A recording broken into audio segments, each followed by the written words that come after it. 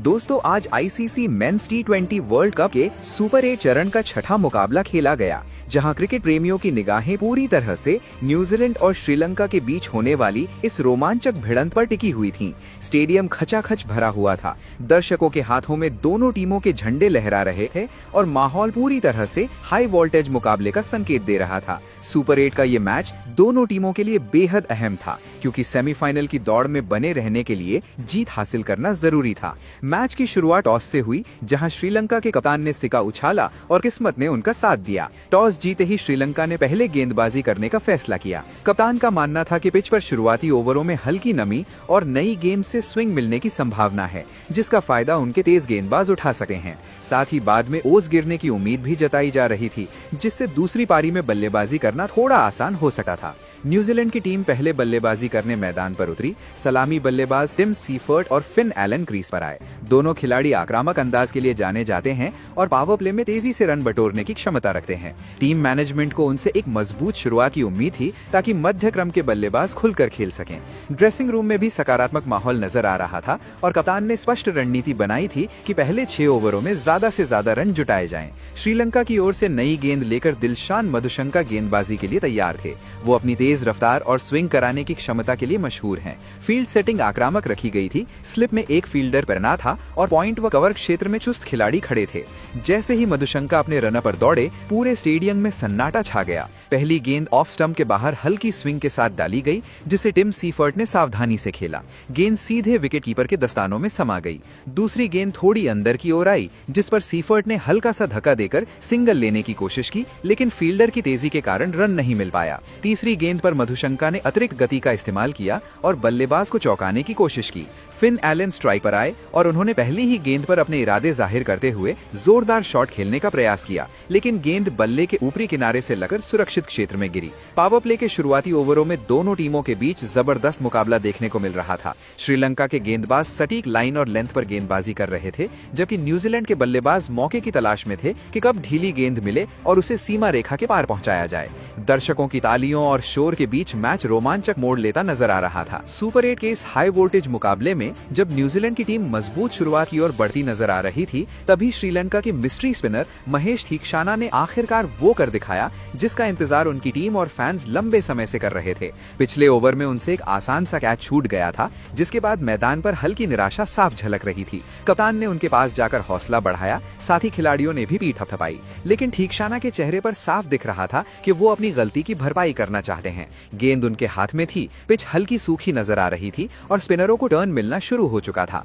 उन्होंने अपनी field setting पर खास ध्यान दिया। लेग साइड पर गहरा मिड विकेट और लॉन्ग ऑन तैनात थे, जबकि शॉर्ट फाइन लेग को थोड़ा अंदर लाया गया। ये साफ संकेत था कि वो बल्लेबाज को लेग साइड में खेलने के लिए उकसाना चाहते हैं। सामने थे न्यूजीलैंड के आक्रामक सलामी बल्लेबाज फिन एलन, जो शुरुआत से ही बड़े शॉट खेलने के मूड में दिखाई दे रहे थे।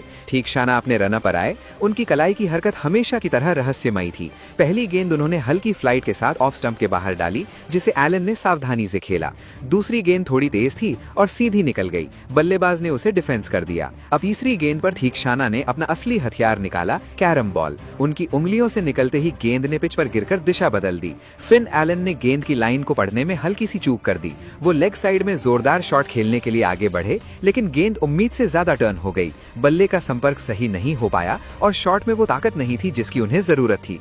गेंद हवा में ऊंची उठी और लेग साइड की ओर गई। स्टेडियम में अचानक सन्नाटा छा गया। फील्डर पहले से तैयार था। उसने संतुलन बनाए रखा और दोनों हाथों से सुरक्षित कैच लपक लिया।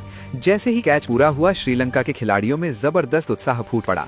थीक्षाना ने दोनों हाथ फैलाकर जोरदार जश्न मनाया। पिछले ओवर की गलतियां पूरी तरह धुल चुकी थी। कप्तान दौड़कर उनके पास आए और गले लगाकर उनकी पीठ थपथपाई। ये विकेट सिर्फ एक बल्लेबाज का नहीं था, बल्कि मैच के संतुलन को बदलने वाला क्षण साबित हो सकता था।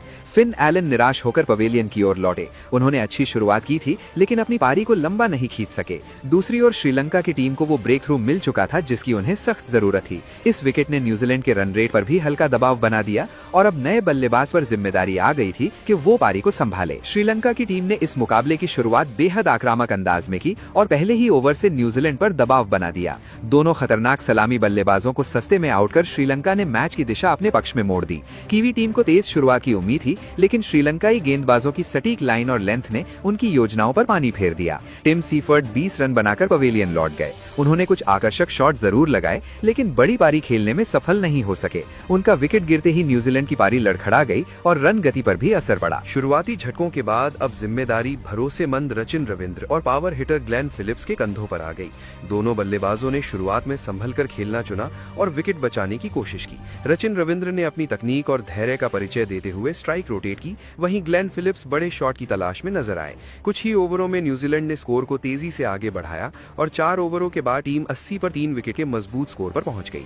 ऐसा लग रहा था कि कीवी टीम वापसी की राह पर है और मुकाबला एक बार फिर संतुलित हो गया है। लेकिन असली कहानी तो इसके बाद शुरू हुई। 8 ओवरों के भीतर श्रीलंका ने ऐसा पलटवार किया कि न्यूजीलैंड की पूरी बल्लेबाजी क्रम बिखर गया। 12वें ओवर में गेंदबाजी के लिए आए महेश थीक्षाना ने मैच का रुख ही बदल दिया। अपनी घूमती हुई गेंदों से उन्होंने बल्लेबाजों को पूरी तरह छका दिया। पहले रचिन रविंद्र को उन्होंने चकमा दिया और महत्वपूर्ण विकेट हासिल किया। ये विकेट न्यूजीलैंड के लिए बड़ा झटका था, क्योंकि रविंद्र सेट होकर खेल रहे थे और टीम को स्थिरता दे रहे थे। उसी ओवर में मार्क चैपमैन भी थीक्षाना की चालाकी भरी गेंद का शिकार बन गए। लगातार 2 विकेट गिरते ही कीवी टीम दबाव में आ गई।